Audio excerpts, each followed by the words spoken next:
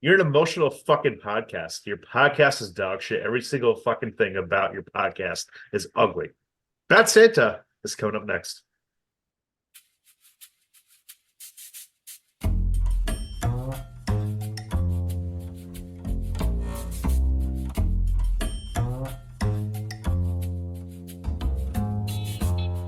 Haven't Seen It with Tim Sestito and Tommy Tevenet.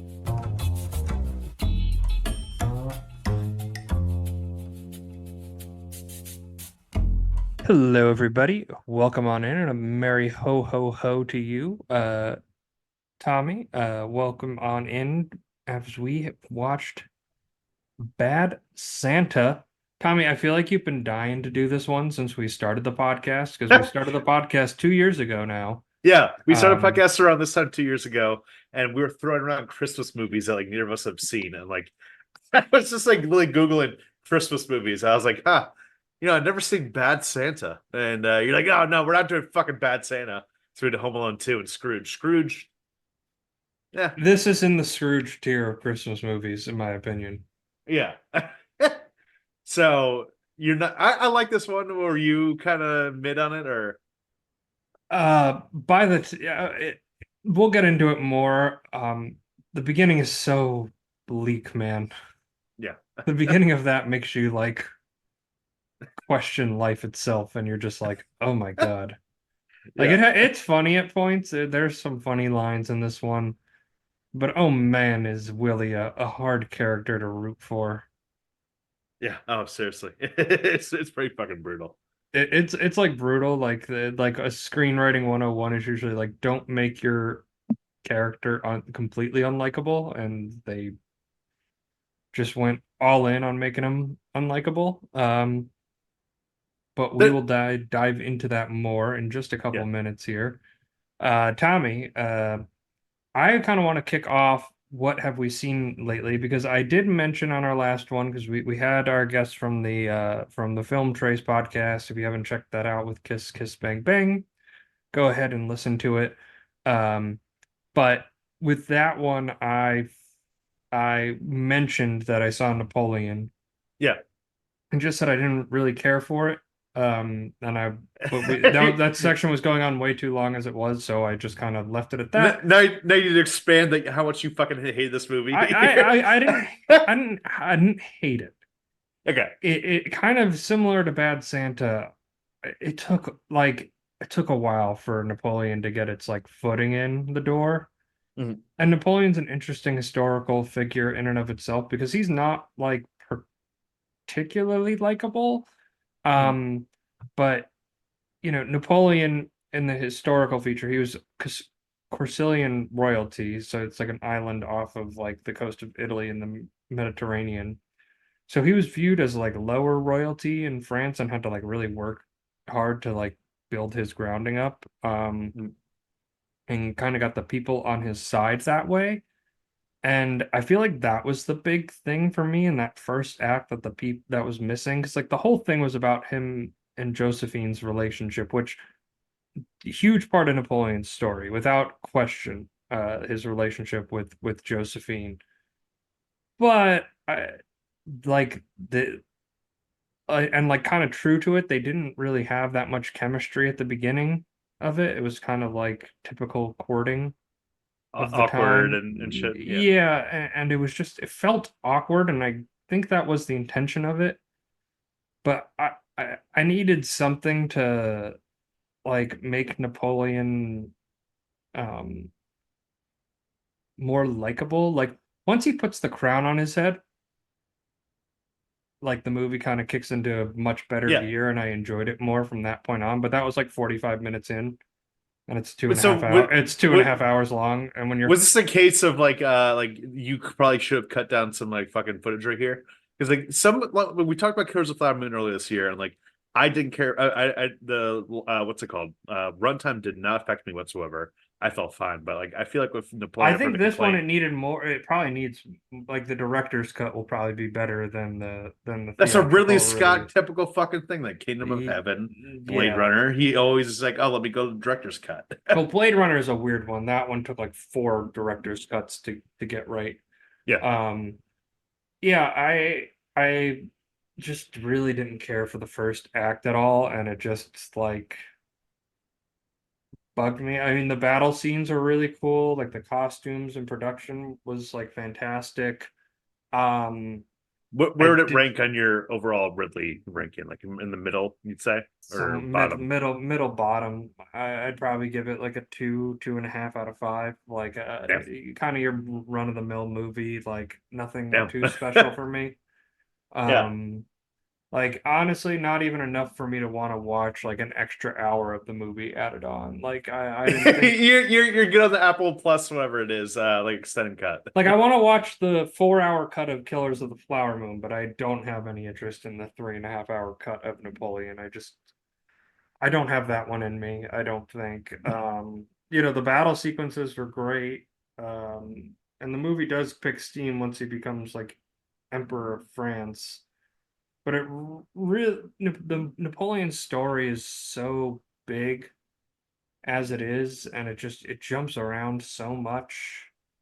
And like I know a little bit about the history, not a ton, but I know a little bit about it, and I don't know, like I feel like a Napoleon like you would need like a Napoleon trilogy to Oh, like are you one of actually. those like you need to be historically No, accurate, no, Mr. no, Scott? no. I'm not saying that. I'm saying like I think the depth of the subject like would just require more films, if that makes sense. Like it would have needed at least two parts, maybe even three, to kind of cover his whole story to the level of detail that you could absolutely do in a film. And I just think this one, it just kind of too many time jumps in there with you not really know what's going on.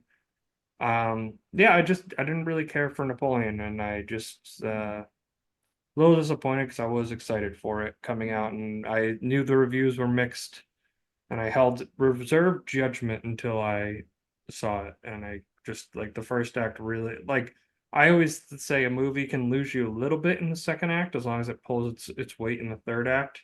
Like the But beginning and the end of the movie, the most important parts. Like you can lose me a little bit there in the middle. Um, but in the beginning, yeah, this is brutal. like you gotta hook me in so that way I like inevitably get a little bit disinterested in your story if it's just a little messy in the middle. Hmm. Um, And yeah, I just felt like Napoleon didn't have that. Yeah, I've heard just mid things about it, to say the least. What about you, Tommy? What have you watched this week? Um, so yeah, this over the weekend, I want to shout out again the people from Connecticut Cult Classics. They did a triple feature of three Italian movies by Lucio Fulci. Um, it was City of the Living Dead and House by the Cemetery, and I can say that I was awake for two out of three of them because the third one started at 10 p.m. I passed out immediately. Why, what, let me ask you, at this point in your life, why are you booking up triple features where you know you're wasting money and you Oh know you're going to well, fall asleep during them? I was there. I was there for. I made it all the way through for the double feature. I got watched both of the movies. Beyond and City of Living Dead were the first two movies, and made it through both of them. Beyond is amazing. The Italian horror movies in general just have just like a great, just like visual palette to it, and just like very haunting, like nightmarish imagery. Whereas the acting and everything else in those movies are just like whatever. But the effects and just it's a visual onslaught. I feel like, especially that era. Um, but by the time you get to 10:30 at night and then you're watching a movie and for me personally, I drank some coffee, did not help. I Uh don't, yeah, I don't understand you, man. Like if I drink a coffee past 2 o'clock in the afternoon, I'm wired all night. Um, and you're just like, yeah, I had a coffee at 9 o'clock and I still couldn't even stay awake. I'm like, God bless your caffeine tolerance, because I couldn't do that, yeah. even if I wanted to. So you enjoyed two out of the three, and the third's kind of like a TBD because you just didn't watch any of it. I read it on Letterbox, but even my Letterbox review, I opened up saying just like, yeah, I was like passed out for like 90% of this movie. I'm So really glad you left a review. That was very helpful for I people who wanted I to maybe watch it or not. Well, I slept through 90% of it. yeah, I give a middle of the pack review. I was like, what I saw I liked. The 10% of it I really enjoyed. Uh, Exactly. The 10% of it I caught. I love. I actually maybe my favorite movie yet. Maybe my favorite 10% of a Could movie I've ever seen. could I don't be. know. Yeah, you gotta see how the other half is. Got to see how the other 90% is. Well, I'm glad you enjoyed your film festival, Tommy. And now we cover maybe Tommy's most anticipated movie he's ever put up, suggested to this podcast. Since First it's time been two watch. years, since it's been 2 years of him suggesting it, like he suggested it last holiday season. Don't you get me wrong. It's I knew it was coming. I knew he was going to be like Yeah. Bad Santa The this year, and we just couldn't work out It's a Wonderful Life Redux. So now we're doing Bad Santa. the exact This opposite kind of movie. they're very similar. Yeah. This is Bad Santa. This holiday season, everyone is talking about I'm on my lunch break, okay? Oh, no. the funniest comedy of the year. I said next. You probably shouldn't be digging in your... Bad Santa is achingly funny, Got some lip on you, midget. These lips were on your wife astonishingly irreverent. last night. A man's a sexual game. It's a must-see film for anyone who loves to laugh. Love large women. Can't do squat about that, Jack. Bad Santa, rated R, now play. So this is Bad Santa, Billy Bob Thornton. Mhm.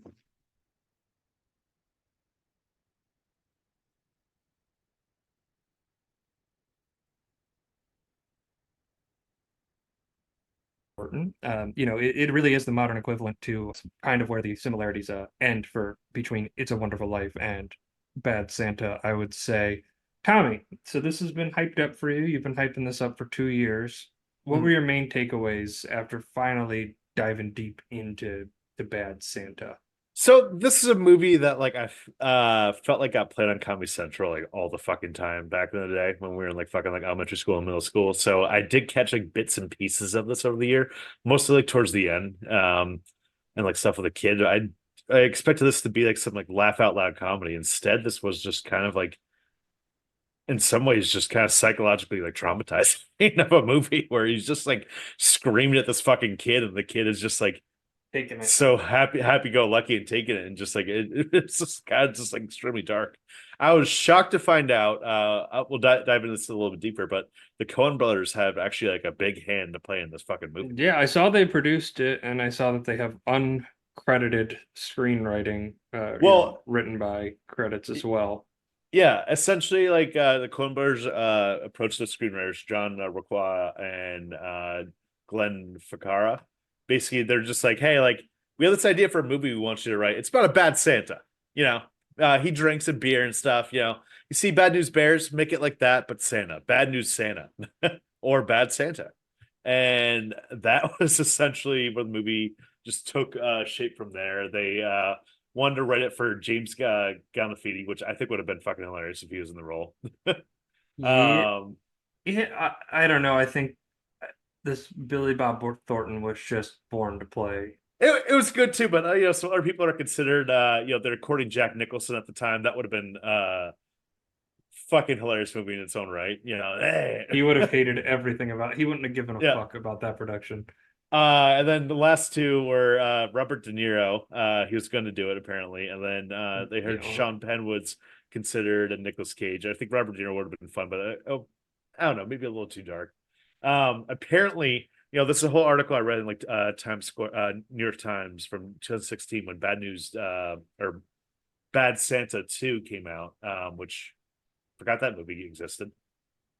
Yeah, that popped up after I finished it on Paramount. Yeah, And I was It's like, oh, there's a sequel?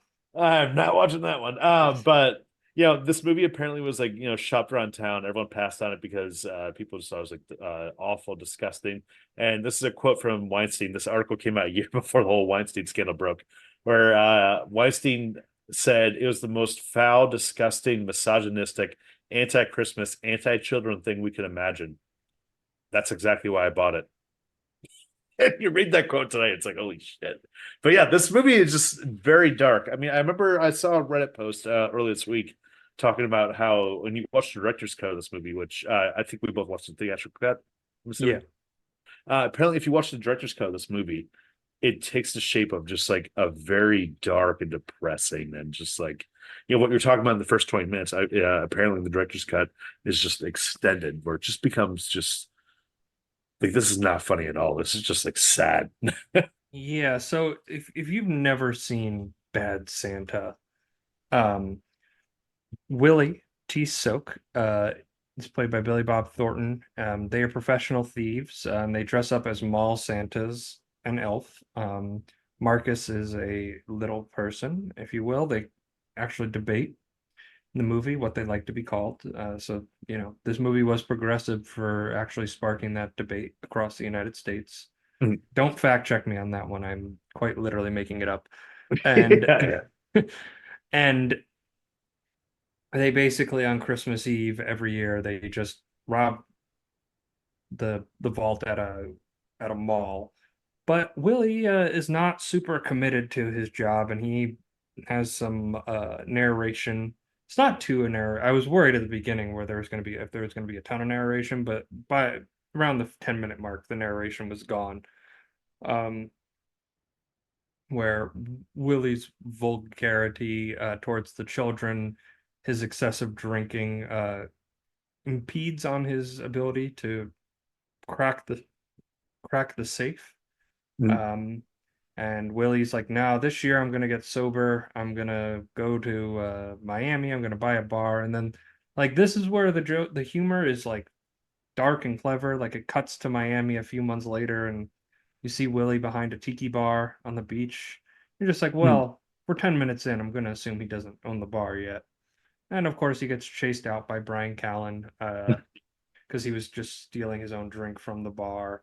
And then Marcus calls, and he has to go to Arizona this year to rob the mall. And this is the hardest one of the year for him because he's getting closer and closer to his own personal finish line of ending it all. But bumping into the kid, this fat little boy who doesn't really have any friends and just taking advantage of his living situation because his mother, I think, was dead. That was what it was implied, and his dad was in prison and Yeah. living with his senile grandmother.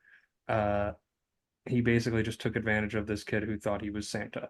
And that's kind of the main gist of the movie from there and his deterioration at work. We see him pee his pants as Santa.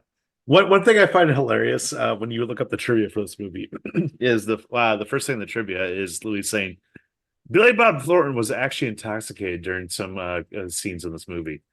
Like Yeah, when he was filming, it's like, yeah, you can see it. Especially he says, especially the scene where he walks in and he like passes out and like falls over all the shit oh, and stuff like that. Billy Bob Thornton was like, yeah, like I was legitimately fucking hammered, and we're like, yeah, it fucking shows.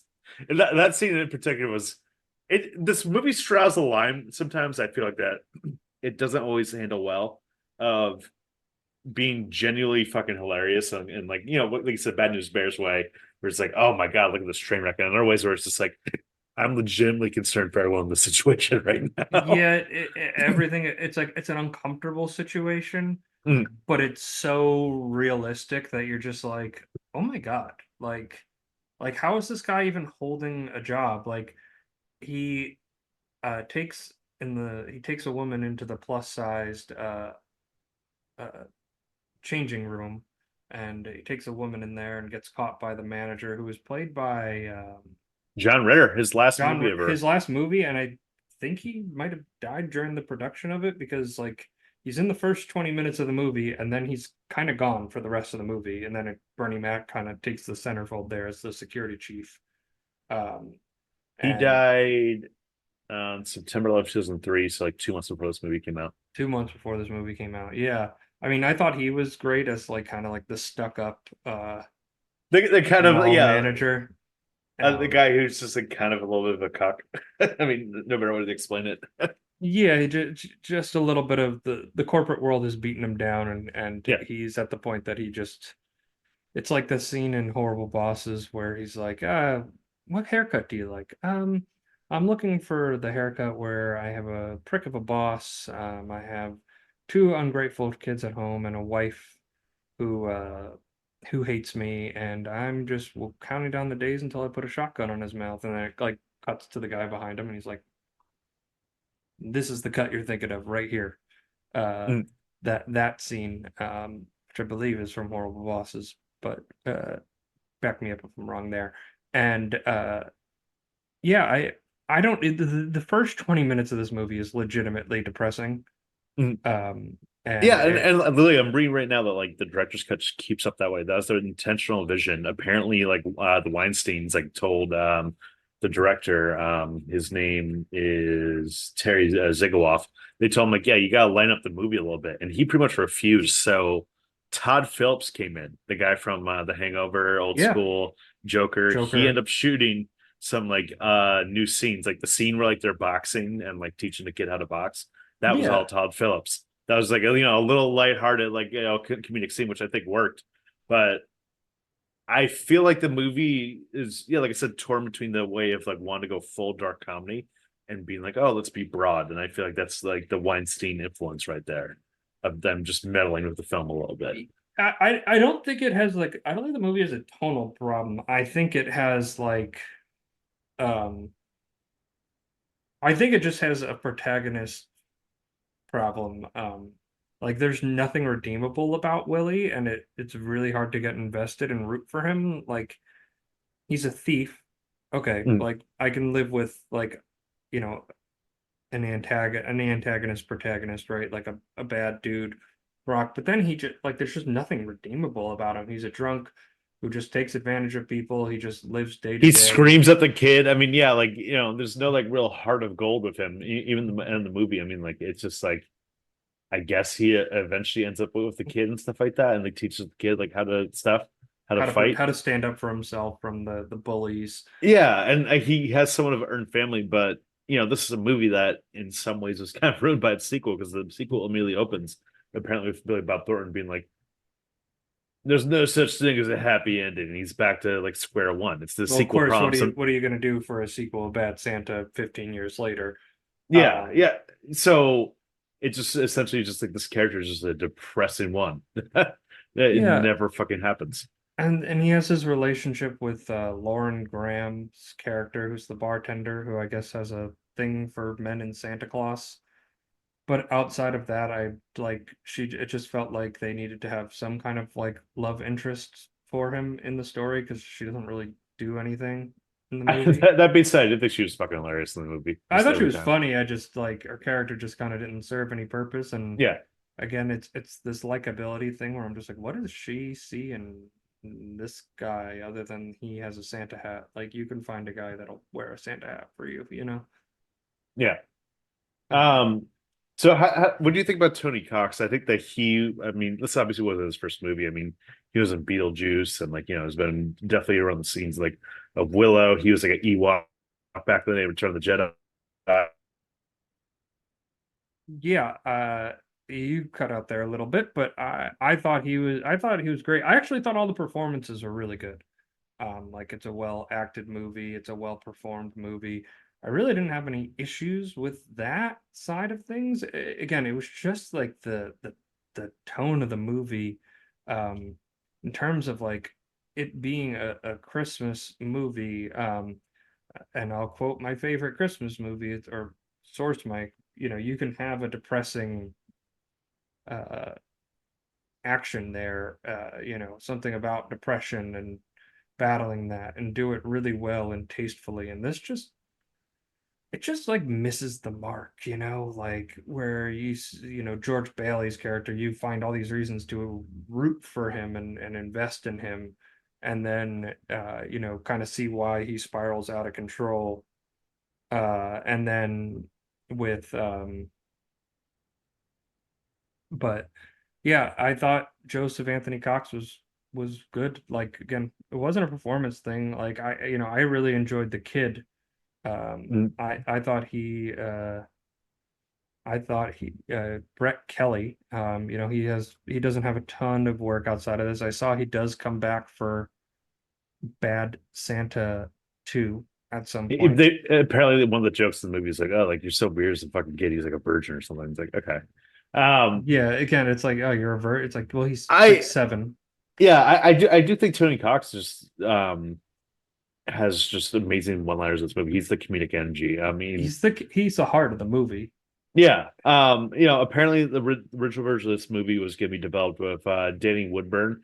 He was the guy from Seinfeld that was like the elf of Kramer in that episode where Kramer gets Yeah, into fuck communism, which you could have seen a little good fit here. But I feel like Tony Cox just makes this movie a little funnier because he definitely ad-libbed some fucking lines before. Like, he ad-libbed the line of Billy Bob Thornton be like, "Hey, you probably shouldn't be scratching your ass right there, man."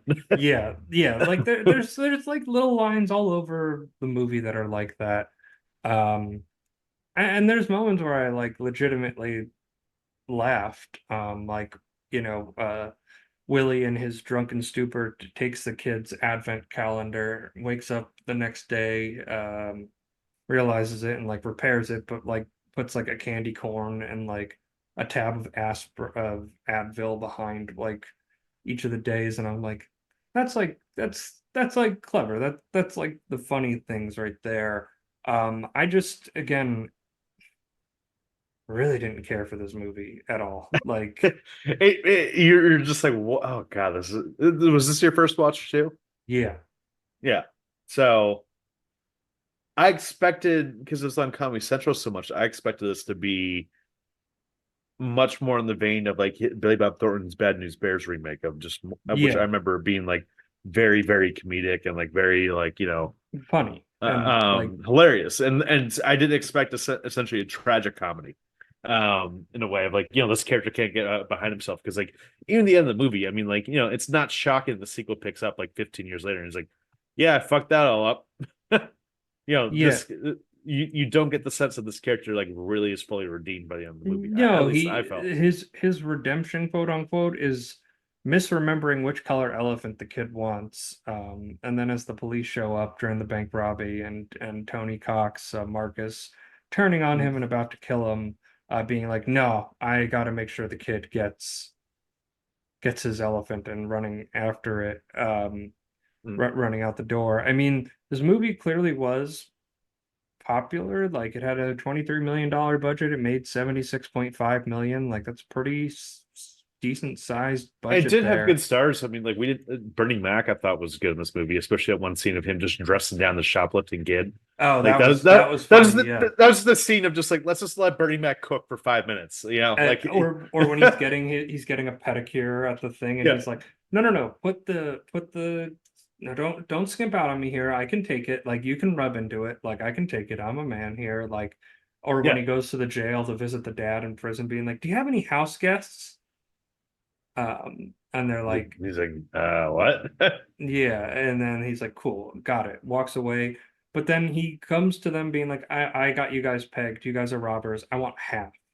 And it's like that comedic back and forth, like half, half, half. The And thing then the was next that was a good scene, but like almost immediately after he gets he gets fucking written killed. out of the movie. I mean, Yeah, like they he gets should have let it play a little bit longer, let it breathe a little bit more. yeah, Marcus kills him because Marcus, I guess, decides that like he's just done with this crew of people, and wants to keep the whole score for himself. And I get why you'd want to take out Willie because he's just so unreliable. But Bernie Mac's character, it just felt like they could have done something more clever with him in the chase sequence, or having him like flip on them and alarm the police. You know what I mean? Like after he gets the money. Like I felt like there's something more clever they could have done with him instead of like Marcus stalking him, stopping him for a jump on the car, and then just having his wife ram him with the car, and then we just find out from a line of audio he's dead. Yeah, it was a very quick jump cut. I mean, like it should have had something just more comedic. I mean, the problem sometimes with dark comedies is just like you can't really. Some people just don't straddle the line really well, and like this movie felt like it was kind of neutered in a way that wanted to go a little bit harder but couldn't. So maybe that like could be something in the director's cut, but I mean, like with like movies like Death to Smoochie or something like that, where Yeah. this definitely reminded me of Death to Smoochie in some ways in terms of like trying to get that by. But I feel like that was a little bit more successful in straddling the line of a dark comedy. Yeah, Death to Smoochie, like I felt is like a perfect dark comedy. Where this Mm. one, it just bummed me out after, and I wanted to take like a cold shower Yeah. after and like let the water run down on my face. Mm. I am a star. I'm a star, I'm a star, I'm a star. I am a big, bright, shining star. So Tommy, who is the star of this movie? Who gave the best performance? Like, Can we even call Billy Bob Thornton a performance? Because I feel like it was method acting. Like, hey, I'm just gonna get trashed on set, and like we'll just film what happens, like almost like a jackass type of way. yeah, kind of like almost in a jackass kind of way.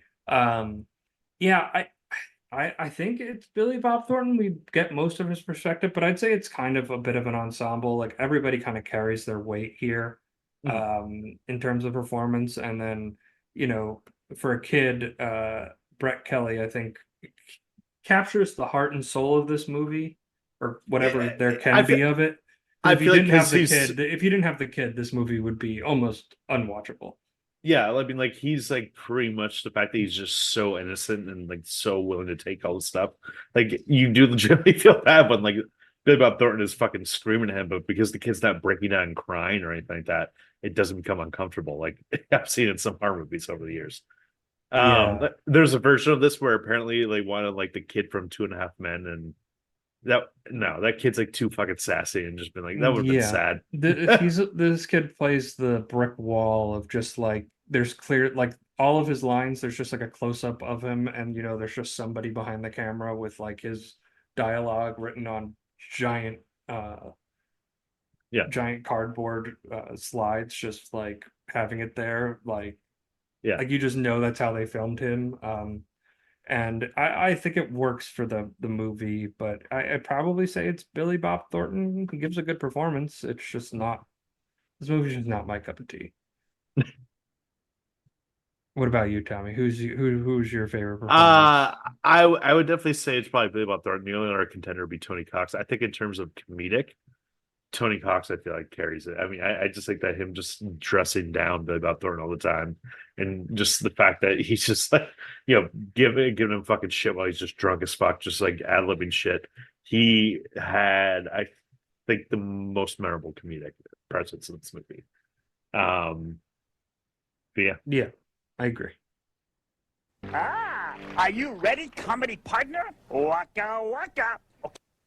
All right, Tommy, would Bad Santa, maybe the most depressing movie we've covered on this podcast, uh, work as a Muppet adaptation?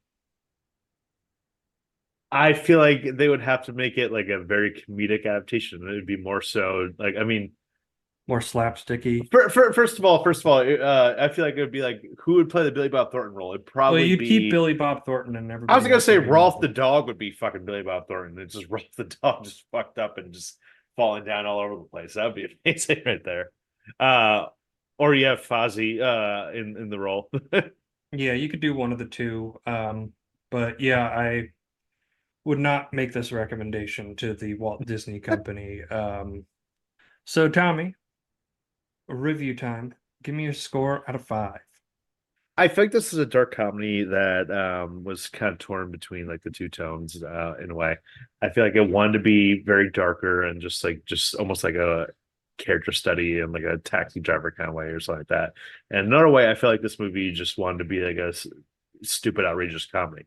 And those two tones clash without, and it ended up leaving a jarring film that isn't really hilarious and isn't a great drama. So I'm gonna go 2.5 out of 5. There's some comedic moments, some good dramatic moments, but like seeing just Billy Bob Thornton screaming at a kid isn't always the most hilarious things, especially when the kid's just a brick wall, and that just makes it feel more uncomfortable because it's like, oh, this kid's just getting abused and gets shut down.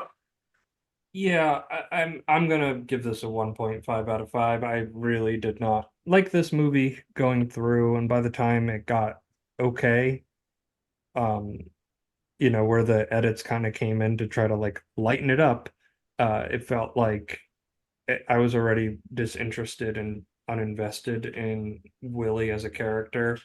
Like there's humorous moments in it. And it's like it's cool that there's just like an anti-Christmas Christmas movie, if you will, in Mm. terms of like the themes and spirits of like holidays movies. This does not contain any of them, but it's very depressing and it's not a good enough drama to carry that kind of depression, like that depressed feeling. Like I think of something like Her, which is like that's a fairly sad film as a drama, and I feel like it, just encapsulates sadness in a different light. Um, I also just have a thing in movies where I really don't love when the character is just a drunk and that's just the excuse for bad behavior all the time. Like I think it's lazy writing. Um, Damn. and yeah, Timmy coming against the drunk asshole genre. I just I never want to watch this movie again. So that's Bad Santa for me and Tommy. Tommy, Emphasis on the bad. emphasis on the bad. Uh, any final thoughts before we wrap up this episode? Well, thank you guys so much for listening. You can follow us on social media. That's at See It Pod on Twitter, Instagram, TikTok, and occasionally the threads. In case you got mentioned that in. And yeah, leave us a 5-star review, Apple, Spotify, wherever you get your podcast. Really helps out the show, helps us grow out. And next week we're diving into the world of Tim Burton again. I think the third or fourth time on this year alone. You love Tim Burton, man. Yeah, I do. And we're covering The Nightmare Before Christmas, a movie he did not direct. But stick around for that. That'll be coming out, I believe, We're gonna try to do a Christmas Eve drop for it, just for your road travel, so you have something fun to listen to in the car as you sit in traffic to get to your holiday festivities. So thank you all so much for listening. We will see you next week.